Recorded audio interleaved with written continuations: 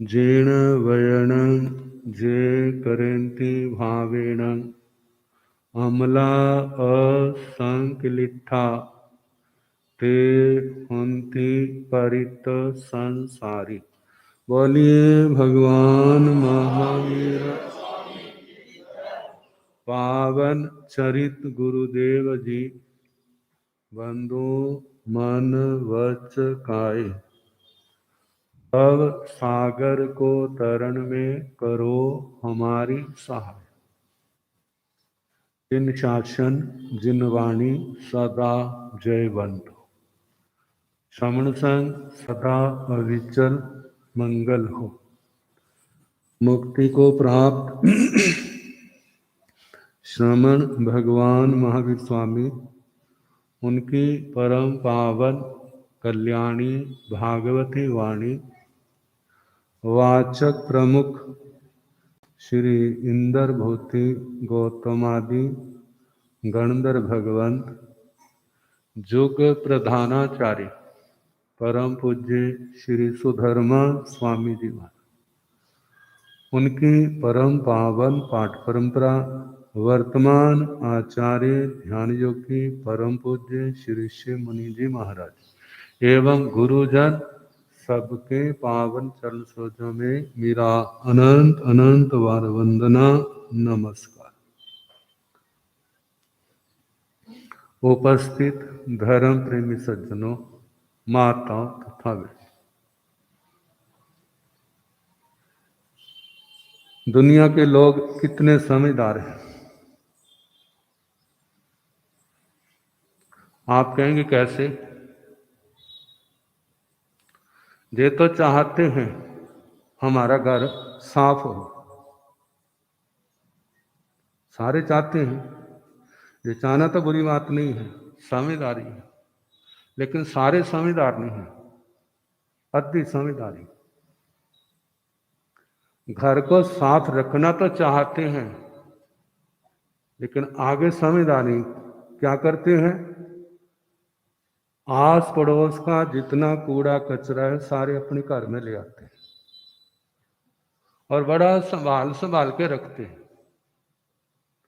बोलो भला, जितने आस पड़ोस के हैं जिसके अंदर कोई विशेषता होगी ना, वहां तो आंखें बंद कर लेंगे, और जो उसकी बुराई होगी वो कहाँ बिठाएंगे? जो बड़ा आदरणीय होता है ना, उसको सिर माथे पर बिठाते हैं। बिठाते नहीं बिठाते? जो अपना आदरणीय होता है, जो हमें बड़ा अच्छा लगता है, उसको हम कहाँ बिठाते हैं? सिर माथे पर। तो दूसरों की बुराइयां भी कहाँ बिठाई हुई हैं? केवल सिर माथे पर नहीं, उनको अंदर बैठाया हुआ है। किस पर बिठाया हुआ है? सोफे सेट बढ़िया सा दिया हुआ है। देखना भाई, बाकी सब कुछ चला जाए, जे ना जाए, जब पड़ोसी के साथ मेरी लड़ाई होगी ना, तो ये क्या है? परमाणु बम से कम नहीं होंगे।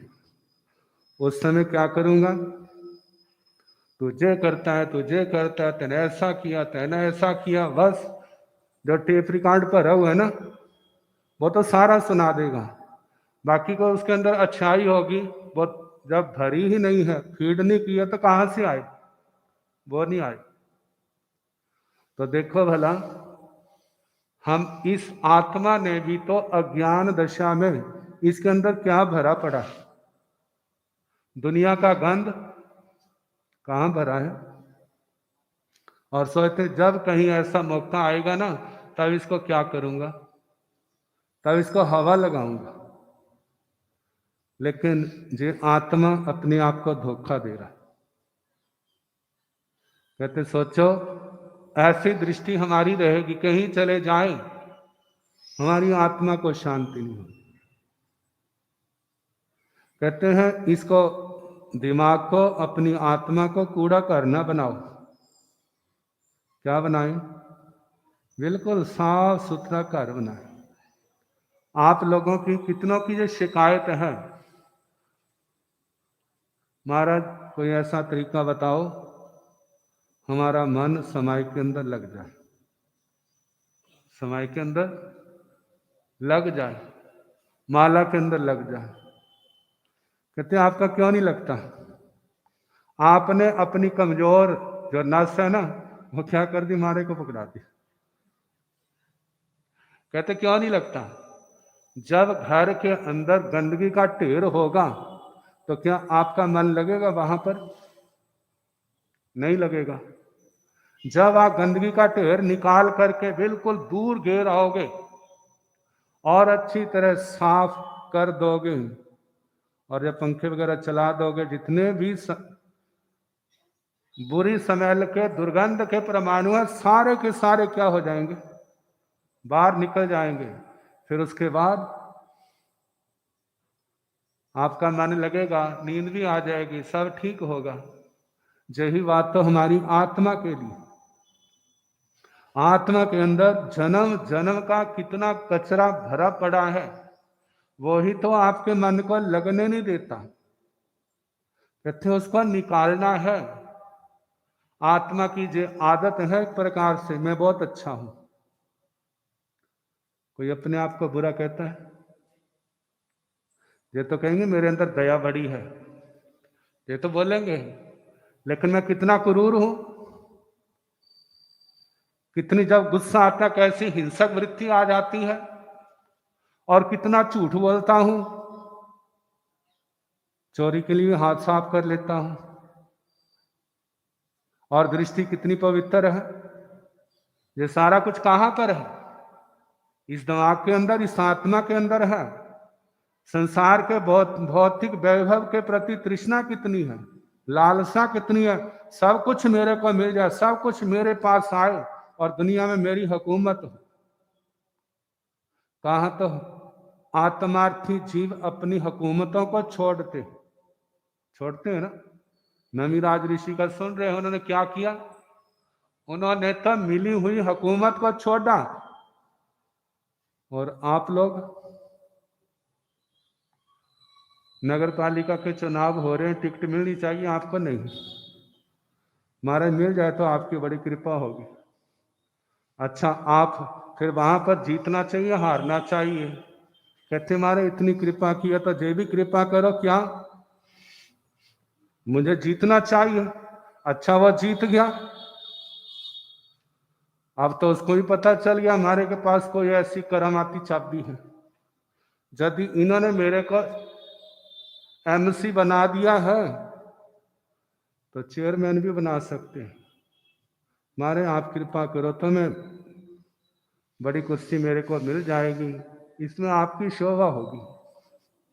किस्मत की वाला कि उस चेयरमैन की गद्दी पर कौन बैठा? आपका चेला बैठा है। आप देखो आपने करनी है नहीं करनी है, हमारे क्या कहेंगे वाला। अब करते करते मानो चेयरमैन भी बन गया। आगे विधानसभा के चुनाव आ गए, जब टिकटा बंटने लगी, कहते मारे आप तो बड़े दयालु हैं, तो आपकी बार कौन सी टिकट मिलनी चाहिए? एमएलए की। अच्छा, मिल गई। अब बढ़ते बढ़ते जिस समय मिनिस्ट्री का नंबर आया, हमारे कृपा करो, और ये सीएम का आ जाए फिर तो कहना ही क्या। ये सारा किसके लिए भला? मेरी हुकूमत हो। कहां पर वो हमारे आदर्श जिन्होंने मिली हुई हुकूमत को छोड़ा? क्यों छोड़ा? कहते जो समाधि का कारण नहीं है, जहां पर कितना जाल, मक्कड़ जाल बसा हुआ है, इसमें फंस गए, फिर निकलना आसान नहीं, कितना कुछ करना पड़ता है। लेकिन जिनकी आत्मा जाग गई, उन्होंने इसको ऐसे छोड़ दिया जैसे नाक की मैल को घेर देते। कहा इस तृष्णा को निकालना है। कहते दुनिया के लोग जितने गलत काम करते हैं, उसके अंदर जड़ क्या है? ये लालसा ही तो है। जिसकी ये लालसा निकल गई, कुछ नहीं चाहिए, मेरे पास बहुत कुछ है, जो है वो भी क्या करूंगा, वो भी छोड़ने को फिर रहा, और नहीं तो फिर वो झूठ क्यों बोलेगा, वो हिंसा क्यों करेगा, वो चोरी क्यों करेगा, उसकी नजरों में मैलापन क्यों आएगा, वो विकारों से ग्रसित क्यों होगा, वो लड़ेगा झगड़ेगा क्यों? क्योंकि उसको कुछ चाहिए नहीं, वो तो शांति से बैठा है और ये सोचना है मैं क्या काम करूं मेरी जन्म जन्म की पाप कर्मों की मैल क्या हो जाए, धुल जाए। अब इनको साफ करने के लिए जो आत्मा पाप कर्म करता है ना, वो पाप कर्म ही तो क्या है, इस आत्मा को अस्त व्यस्त करने वाले, मेला बनाने वाले, गंदा बनाने वाले। तो पाप कर्मों को जानना और उनको छोड़ना। तो दूसरे पाप का वर्णन है मृषावाद, झूठ बोलना। देखो भला, कभी सोचा आपने शाम के समय आज मैंने कितनी बार झूठ बोला? कभी सोचोगे आज कितनी बार झूठ बोला? कहते महाराज ये तो रोज का काम है। अब यदि हम सोचने लगे तो एक दिन भी दुनिया के अंदर रहना मुश्किल हो जाएगा। भगवान की वाणी को देखा जाए, सत्य के मार्ग पर चलने वाले को मुश्किल तो हो सकता है लेकिन असंभव नहीं है। लेकिन आप ये प्रतिज्ञा कर लो आज सच नहीं बोलना, जब भी बोलना झूठ ही बोलना। बोलो भला, फिर तुम्हारी क्या स्थिति होगी? किसी की माँ कह रही है, किसी का बाप कह रहा है, किसी की घरवाली कह रही है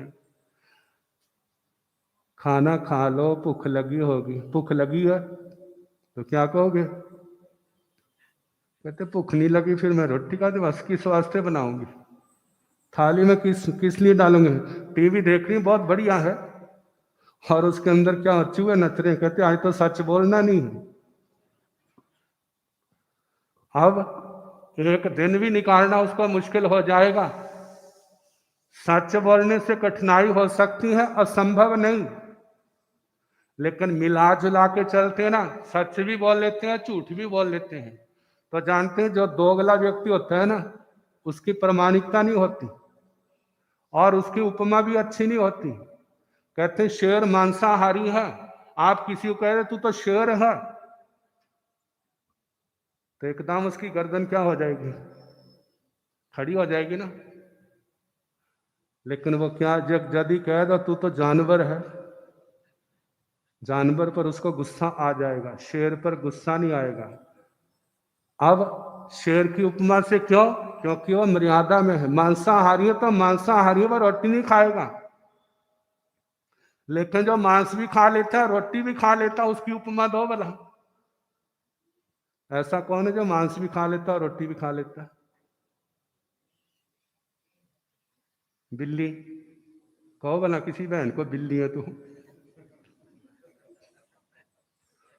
और कुत्ता, वो मांस भी खा लेता है और रोटी भी खा लेता है।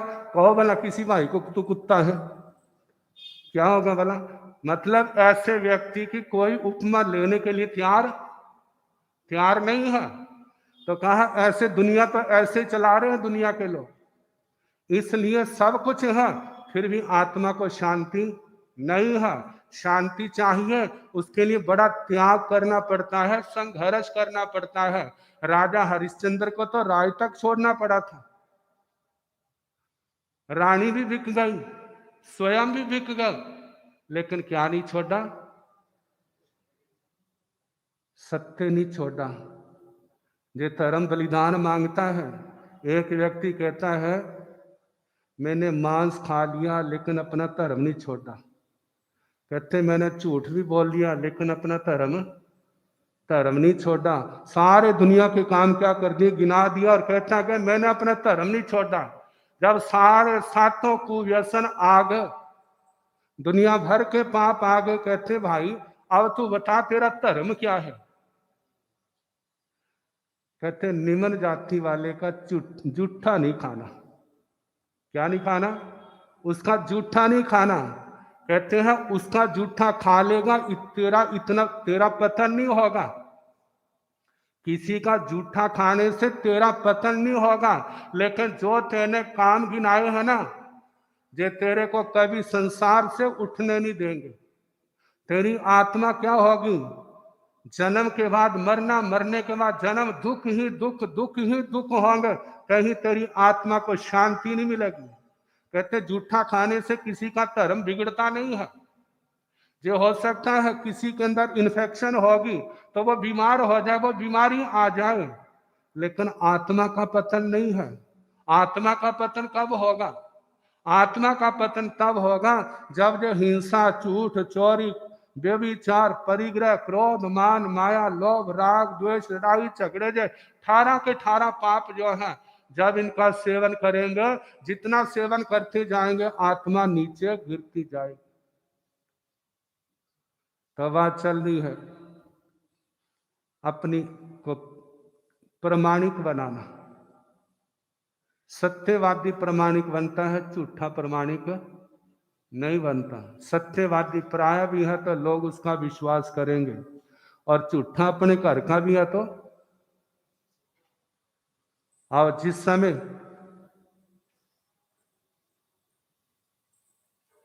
द्रोणाचार्य के संबंध में बात आई, ये शस्त्र कब छोड़ेगा? कहते जब इसको सबसे शोकप्रद समाचार सुनाई दिया। तो क्या समाचार है? घर वाली है, बेटा, और इसका कौन है? कहते कह दो तेरा बेटा मारा गया। लोग कहते हैं वो किसी का कहना नहीं मानता। कहते जब युधिष्ठिर कहेगा तो क्या करूंगा? तब मानूंगा। अश्वत्थामा उनका बेटा था, द्रोणाचार्य जी का। जब युधिष्ठिर को कहा जी बोलो अश्वत्थामा मारा गया, कहते ना मेरे को ऐसी जीत की जरूरत है, ना मेरे को राज की जरूरत, मैं सब कुछ छोड़ के जंगल में तो चला जाऊंगा, लेकिन मैं कभी झूठ नहीं बोलूंगा। कहने लगे तुम राजा हो, राजा, राजा को सारे काम करने पड़ते हैं। कहते देखो वो अश्वत्थामा नाम का हाथी है ना, भीम ने मार दिया, आपने इतना कह देना कि वो अश्वत्थामा मारा गया, बाकी आपने ये कह देना कि बेटा मारा गया, जो हाथी मारा गया मेरे को नहीं पता, बस इतना बोलना। अब कह दिया अश्वत्थामा हथे नरोबा कुंजरोबा। और जिस समय आधा बोला अश्वत्थामा हथे, जब अगला बोला तो उस समय दुंदुमियां बजा दी, नगारे बजा दिए, और अगले शब्द द्रोणाचार्य ने सुने ही नहीं। एकदम शरीर निढाल हो गया। द्रौपदी का भाई आया और उसने क्या कर दी? गर्दन काट दी। तो कहते हैं उससे पहले युधिष्ठिर का रथ जमीन से 4 उंगल ऊपर रहता था, लेकिन जब ये शब्द बोले एकदम क्या हो गया? किसके प्रभाव से खड़ा था? दुनिया सच के बल से चलती है, झूठ के बल से नहीं चलती। यदि सारी दुनिया झूठी मकार हो जाए ना तो ये नरक बन जाएगी। और जहां जहां सत्य की बात आती है तो युधिष्ठिर का नाम लिया जाता है, लेकिन जब झूठ की बात आती है तो किसका नाम लोगे? क्योंकि झूठा कोई नहीं कहलाना चाहता। से मानो किसी को आपने झूठा कह दिया ना, मरा हुआ भी आ जाएगा तुम्हारा गला पकड़ लेगा कि भले आदमी, चाहे मैंने झूठ बोला लेकिन तूने मेरे को झूठा बोला तो क्यों बोला? तो कहा झूठ एक तो है संसार संबंधी, एक है जिसका संबंध आत्मा से है। कहते संसार संबंधी झूठ बोलते हैं वो भी बुरा है, लेकिन जहां आत्मा की, धर्म की बात आती है, भगवान की बात आती है, वहां झूठ बोलते हैं तो वह उससे भी ज्यादा भयानक है। अब दुनिया में अनेक मतांतर हैं, कोई कुछ कहता है, कोई कुछ कहता है। एक व्यक्ति एक बात को पकड़ लेता, मत को, वो सोचता है यही सच है, बाकी सारे क्या है? झूठ है। जो व्यक्ति की अज्ञानता है, वहां पर इस झूठ से बचने का तरीका क्या है? हमारे गुरुओं ने ऐसा हमारे को सिखाया, हमारे को ऐसा सिखाया, हम ऐसा मानते जो हमें लगता है। हम दूसरे को झूठ नहीं कहते, कोई बात कहने में आती है वो ऐसा मानते, वो ऐसा मानते, वो ऐसा, उनका ऐसा मानना। इस ये बोलने में तो कोई झूठ का दोष नहीं लगा। यदि ये कहे कि हमारा जो हमने माना वो सच है, बाकी सब झूठ है, ऐसा तो नहीं कहा जा सकता कि सारा झूठ हो, उनके अंदर भी अच्छाइयां होती हैं, लेकिन जब कहते सब झूठे हैं तो उसने कितना बोझ अपने सिर के ऊपर ले लिया। कहा जहां विवेक आत्मा की समझ यही है, तो कहा झूठ से बचना। झूठ क्या है? पाप है। इससे बोलने से आत्मा मैली होती है। बोलना तो दूर, मन में भी ऐसे ख्यालात आने नहीं देने। आते हैं तो याद रखना, इस आत्मा की कीमत दिन प्रतिदिन घटती जाएगी और एक दिन गंदगी का टोकरा बन जाओ। जे हमारी आत्मा गंदगी का टोकरा ना बने, क्या बने? इन पापों से मुक्त हो। पापों को इसलिए जानना है कि हमने छोड़ने हैं। हमारे अंदर कर कहाँ कहाँ हम जे पाप करते हैं, तो इनको समझें और छोड़ने का प्रयास करें। इसमें आत्मा की इस जीवन की सफलता है। बाकी कल जैसे होगा सुना।